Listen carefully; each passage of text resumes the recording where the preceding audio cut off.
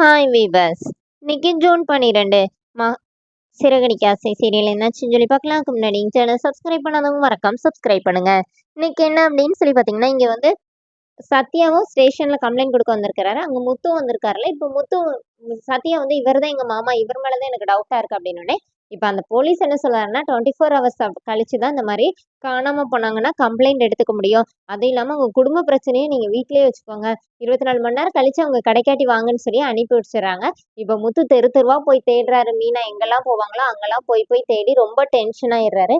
அப்புறமா அவங்க ஃப்ரெண்ட் என்ன சொன்னாருன்னா, நீ வீட்டுக்கு போடா, நான் வந்து நமக்கு தெரிஞ்சவங்ககிட்டலாம் சொல்லி தேட சொல்றேன், அப்புறமா பார்த்துக்கலாம்னு சொல்லி வீட்டுக்கு அனுப்பி விட்டுட்டு அவங்க ஃப்ரெண்டு போயிடுறாரு. இப்போ முத்து வீட்டுக்குள்ள வந்தோடனே மீனா அங்க வந்து தண்ணி குடிச்சிட்டு இருக்காங்க. மீனா பார்த்தோன்னே கத்துறாரு, நீ எங்க போன அப்படின்னு சொல்லிட்டு அடிக்க கை ஓங்குறாரு. அப்ப அண்ணாமலை என்னடா அப்படின்னோடனே, இப்ப விஜயா சொல்றாங்க, 2 அறை அறையட்டும், அப்பதான் அவளுக்கு புத்தி வரும். அவ பாட்டுக்கு சொல்லாம எங்கேயோ போய் ஊர் சுத்திட்டு வந்திருக்கா அப்படின்னோடனே, இப்போ முத்து வந்து மீனாவை ஹக் பண்ணி அழ ஆரம்பிச்சிடுறாரு.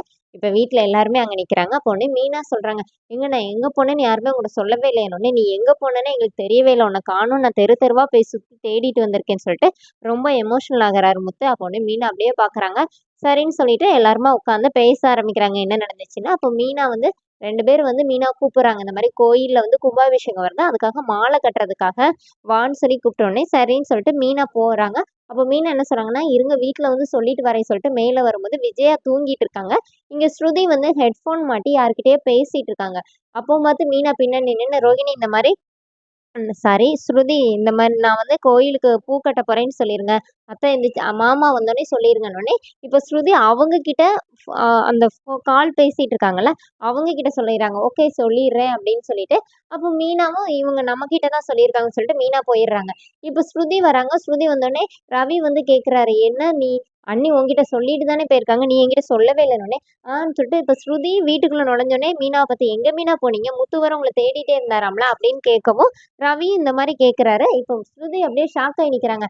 எப்போ மீனா என்கிட்ட சொன்னீங்க அப்படின்னோடனே, இப்போ ரோஹிணி என்ன சொல்றாங்கன்னா, மீனா உங்ககிட்ட தான் சொல்லிட்டு போனேன்னு சொல்றாங்க, நீங்க இப்படி கேட்குறீங்க அப்படின்னு. அப்போ விஜய் என்ன சொல்றாங்கன்னா, இவங்க வந்து ஏமாத்துறா, சும்மா நம்ம யார்கிட்டயா சொல்லிட்டு போனோம் நம்ம சத்தம் போடுவோம்ல, அதனால அப்படி சொல்றா அப்படின்னு. இப்போ மீனா சொல்றாங்க, இல்ல அத்தை, நான் ஸ்ருதி கிட்ட சொல்லிட்டு தான் போனேன், நான் எதுக்கு பொய் சொல்ல போறேன் அப்படிங்கிற மாதிரி சொல்றாங்க. அதோட என்னோட எபிசோட் எண்ட் பண்ணிட்டாங்க. நாளைக்கு என்ன அப்படின்னா, மேல உட்காந்து முத்துவும் மீனாவும் பேசிட்டு இருக்காங்க. அப்போ மீனா வந்து என்ன சொல்றாங்கன்னா, என்ன ரொம்ப தேடி அலைஞ்சிட்டீங்களா, ரொம்ப அழுதுட்டீங்களான்னொடனே, நான் எதுக்கு அழ போறேன்னொடனே, இந்த மோரக்கட்டைய பார்த்தாலே தெரியுதுல்ல எப்படி அழுதுருக்கீங்க அப்படின்னு சொன்னோடனே, ஆமா மீனா அப்படி சொல்லிட்டு முத்து வந்து அப்படியே எமோஷனலா பேசிட்டு இருக்காங்க. அதோட என்னோட எபிசோட் எண்ட் பண்ணியிருக்காங்க. தேங்க்யூ.